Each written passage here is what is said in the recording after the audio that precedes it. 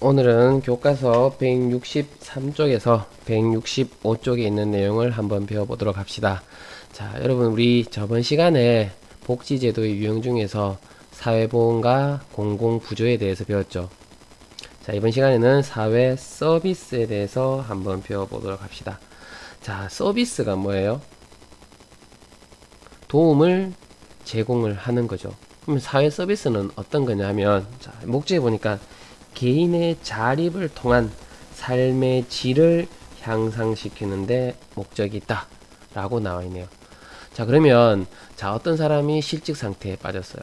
어떤 여성이 또는 어떤 장애인이 지금 공공부조를 받고 있대요. 그럼 공공부조를 계속 받는다면 개인적인 문제도 있지만 사회 전체적으로 봤을 때도 효율성이 문제가 되겠죠. 재정이 계속 투입되는 거니까. 맞죠? 그러면 이 사람들이 스스로 일어날 수 있도록 만들어줘야 될 거란 말이에요. 맞죠?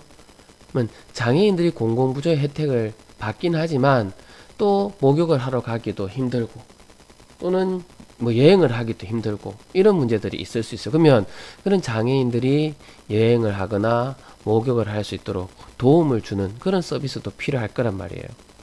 여성이 아기를 낳았어요. 그러면은 산후조리를 해야 돼요. 산후조리원에 못 간대요. 그러면 산후조리를 받을 수 있도록 국가가 또 도와주는 서비스를 해줄 필요도 있겠죠. 맞죠? 그래서 자, 이렇게 개개인들의 삶의 질 향상을 위해서 제공을 하는 게 우리 사회 서비스라고 보면 됩니다. 그럼 대상은 누구냐? 모든 국민이에요. 근데 어떤 모든 국민? 도움이 필요한 모든 국민이라고 보면 됩니다. 자, 우리 앞에서 사회보험은 모든 국민이었죠. 생활능력자. 얘는 도움이 필요한 모든 국민이에요. 그러면 대상으로 본다면 사회보험이 더 모든 사람을 대상으로 하는 거고 사회서비스가 그 다음이고 그 다음 공공부조 이렇게 생각하면 되겠죠. 그러면 비용부담을 한번 봅시다. 자, 비용부담은 누가 해야 되느냐? 이 서비스의 대상은 모든 국민이에요. 도움이 필요한 능력이 있는 사람들 중에서 뭐 돈이 많은 사람들 중에서 도움이 필요한 사람도 있고 돈이 없는 사람들 중에서도 도움이 필요한 국민이 있을 수도 있을 겁니다. 그러면 돈이 있는 사람들, 즉 능력이 있는 사람들은 개인이 부담하면 돼요. 근데 능력이 없는 사람들은 누가 부담을 해줘야 될까요? 그렇죠? 국가나 지방자치단체가 부담을 해줄 필요가 있겠죠. 그래서 능력자와 무능력자가 어떻게 부담하느냐에 따라서는 개개인 능력에 따라서 달라진다라고 보면 될 겁니다. 자, 특징이 뭐냐? 자, 이게 보니까 가장 큰 특징이에요. 비경제적, 비금전적 지원이라고 나와 있네요. 사회보험 개인이 내기도 했지만 국가가 보조를 해줬죠. 도움을 줬어요. 공공부조는 다 누가 내는 거예요? 그렇죠? 다 국가가 내는 거예요. 맞죠? 그런데 여기에서는 비금전적인 지원이라고 나와 있네요. 그래서 국가나 지방자치단체가 그 사람들한테 서비스를 제공해주고 그 부담을 뭐 돈이 더 든다면 그 부담을 국가가 내준다는 거는 맞는데 여기서는 서비스를 제공을 하는 거예요. 그래서 비금전적인 지원이에요. 그러면 돈으로 주는 게 아니니까 소득 재분배 효과가 있을까요? 없을까요? 그렇죠? 여기 지금 가렸는데 소득 재분배 효과가 없어요. 우리 앞에서 사회보험과 공공부조는 소득 재분배 효과가 있었잖아요. 근데 얘는 없다라는 거. 다음 특징이 사회보험과 공공부조는 누가 개입하는 거였어요? 공공부분이 개입하는 거였죠. 맞죠? 근데 여기에서는 공공부분이 개입하기도 하지만 민간 부분도 참여를 한다 라고 보면 될 겁니다. 그리고 이 사회 서비스는 사회보험과 공공부조를 보조하는 수단으로서 많이 사용된다라고 보면 될 겁니다. 자, 그래서 우리 세 가지 우리나라의 복지제도의 유형 세 가지에 대해서 배웠습니다. 사회보험, 공공부조, 사회서비스. 자, 이걸 종합적으로 한번 정리를 해본다면 우리 다음에 있는 슬라이드라고 보면 될 것 같네요. 자, 한번 봅시다. 자, 사회복지제도. 자, 크게 경제적, 금전적, 비금전적 이렇게 나누네요. 자, 예전에는 사회복지 서비스라고 했는데 지금은 복지라는 말 뺍니다. 사회 서비스. 여기에는 노인복지, 아동복지, 장애인 복지, 여성 복지. 자, 이렇게 나와 있네요. 다음, 돈으로 지원해주는 복지제도에는 사회보험과 공공부조가 있어요. 사회보험은 누구를 대상으로 한다? 모든 국민을 대상으로 한다 했었어요. 그러면 보편적이겠죠. 보편적 복지라고 합니다. 공공부조는 무능력자, 생활 무능력자라고 했어요. 힘든 사람을 대상으로 합니다. 우리 선별적 복지라고 표현을 합니다. 자, 보편적, 선별적. 자, 지금도 많이 등장하고 있어요. 코로나19로 인해서 경제가 너무 안 좋아서, 자, 국가가 지금 재난지원금을 준대요. 모든 국민한테 일괄적으로 30만원씩, 1인당 30만원씩 다 준대요. 그러면 모든 국민을 대상으로 하는 거니까 보편적 복지가 될 거예요. 근데 그 중에서도 정말 힘든 사람이 있고 힘들지 않은 사람이 있을 거예요. 그러면 힘든 사람들을 걸러서 그 사람들을 대상으로 한대요. 그러면 어떤 복지가 되는 거예요? 선별적 복지가 되는 거죠. 그래서 보편적 복지, 선별적 복지의 용어 알아두면 될 것 같습니다. 자, 공공부조에는 크게 우리나라에는 국민기초생활보장제도라는 게 있습니다. 그래서 말 그대로 국민의 기초생활을 보장하겠대요. 즉, 기초생활을 보장할 만큼의 돈도 벌지 못하는 사람들한테 도와주는 거죠. 그리고 의료급여제도라고 있네요. 우리 의료보험이라고 했었어요. 보험은 나도 내고 국가가 내는 건데, 의료급여는 국가가 모두 다 도와주는 겁니다. 다음, 기초노령연금제도라고 있죠. 우리 65세 이상의 노인들 매달 20만원, 25만원, 지금은 또 조금 달라진 것 같은데 뭐 30만원까지 또 준다는 얘기가 있어요. 근데 이것도 능력 있는 사람은 못 받죠. 능력이 없는, 소득이 없는 그런 노인들을 대상으로 주는 거다라고 보면 됩니다. 그래서 이런 것을 우리는 공공부조라고 하고, 사회보험은 우리 앞에서 4대 보험 배웠죠. 거기에 한 개를 더 추가해서 그게 우리 5대 보험이라고 하는데, 국민연금보험은 일할 수 있을 때 들어가지고 나중에 65세 이상이 되면 받는 거죠. 건강보험은 건강할 때 드는 거죠. 그리고 내가 아플 때 그 혜택을 받는 거죠. 고용보험은 내가 일할 때 내는 거예요. 일할 때 이 보험금을 내고 잘렸어요. 즉 실직 상태에 빠졌어요. 그러면 우리 실업급여라는 것을 신청한다라는 말 들어봤을 거예요. 그래서 실업급여를 신청을 할 때 보험을 들어놔야지만 실업급여를 받을 수 있는 거죠. 그래서 내가 나중에 잘렸을 때를 대비해서 드는 보험이라고 보면 됩니다. 산재보험이라고 해서 산업재해보상보험이에요. 일하다 보면 다칠 수 있어요. 특히 공장에서 일하면 손가락이 잘릴 수도 있고 떨어져서 다칠 수도 있고, 그럼 그때 내가 일을 못하게 되면 월급을 못 받잖아요. 또는 병원비도 들잖아요. 맞죠? 그 병원비라든지 월급을 전부 다 누가? 국가가 보장해 주는 겁니다. 그래서 산업재해보상보험. 다음, 노인 장기요양보험이라고 해서, 자, 국민건강보험의 또 일부분을 이렇게 퍼센트를 해서 빼 나가는 건데, 노인들 나중에 노인이 됐을 때 내가 요양을 받을 수 있는 그런 보험이라고 보면 될 겁니다. 그래서 사회보험은 크게 이렇게 5가지가 있고, 공공부조는 대표적으로 이렇게 3가지가 있고, 사회서비스도 이렇게 있다라고 보면 될 것 같습니다. 이 사례를 통해서 우리가 앞에서 배웠던 특징들을 한번 정리해 보면 될 것 같습니다. 자, 그러면 자, 복지제도에 대해서 한번 정리를 해 봅시다. 자, 복지제도는 어떤 역할을 하느냐? 개인적인 측면에서 봤을 때는 최소한의 생활을 보장하는 거겠죠.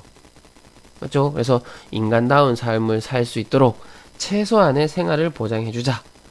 사회적으로 봤을 때는 결국에는 힘든 사람을 도와주는 거니까 불평등 현상을 완화시켜서 사회의 통합, 공동체 유지를 위한 역할을 한다라고 보면 될 것 같습니다.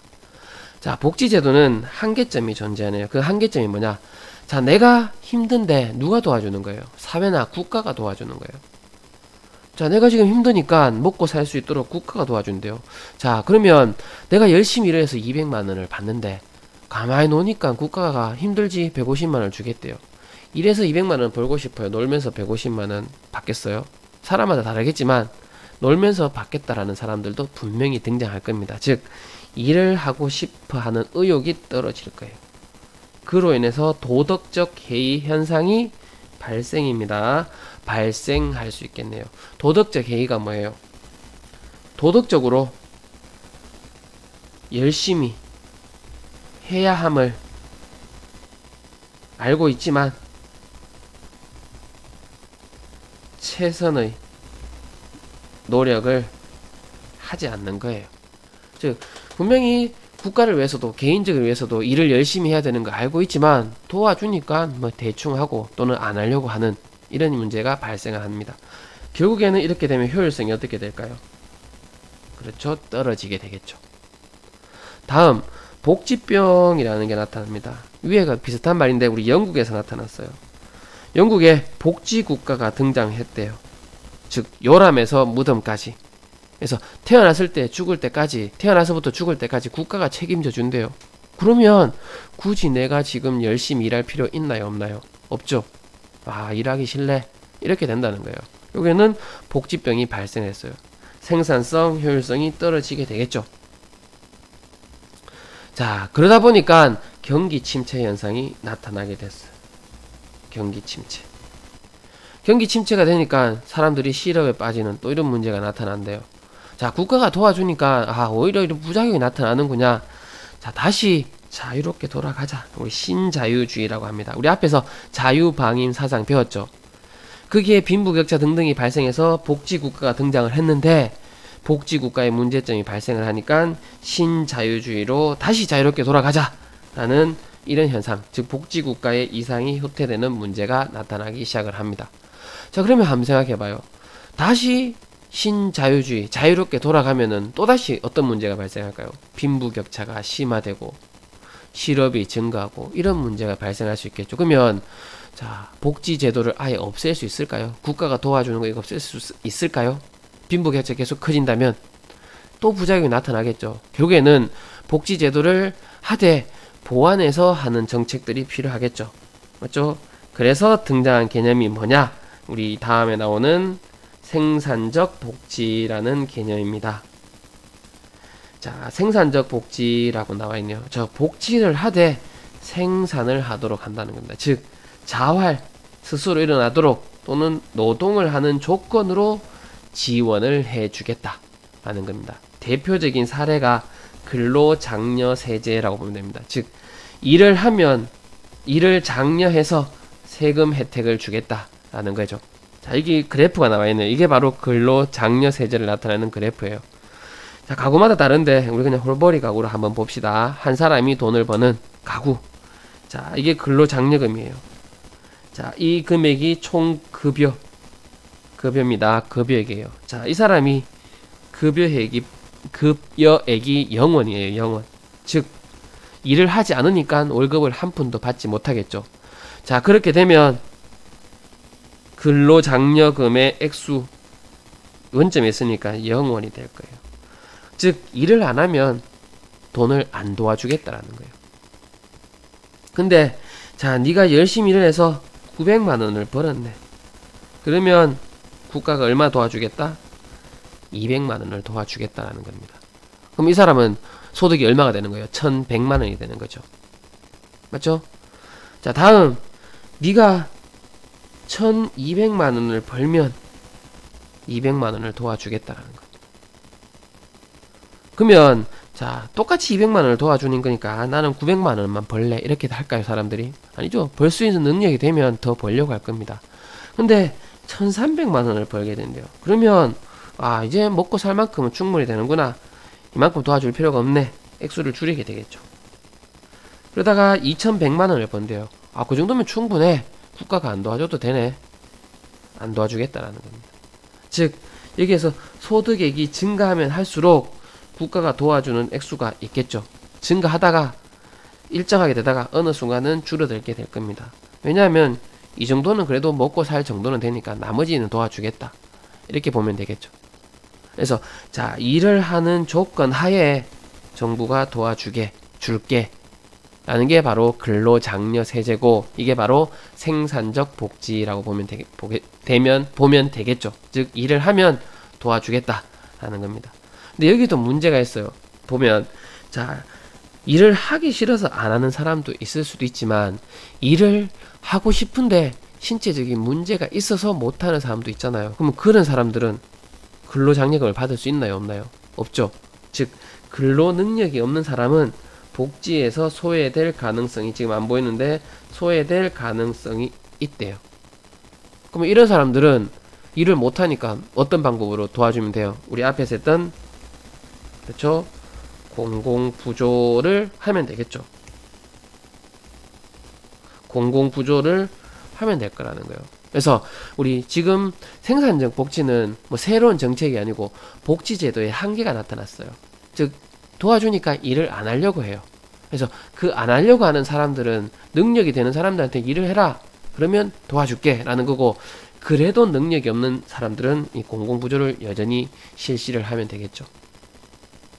자, 그래서 우리 이번 시간에는 사회 서비스와 그리고 복지제도의 한계, 그리고 새로운 복지 방향에 대해서 한번 배워봤습니다.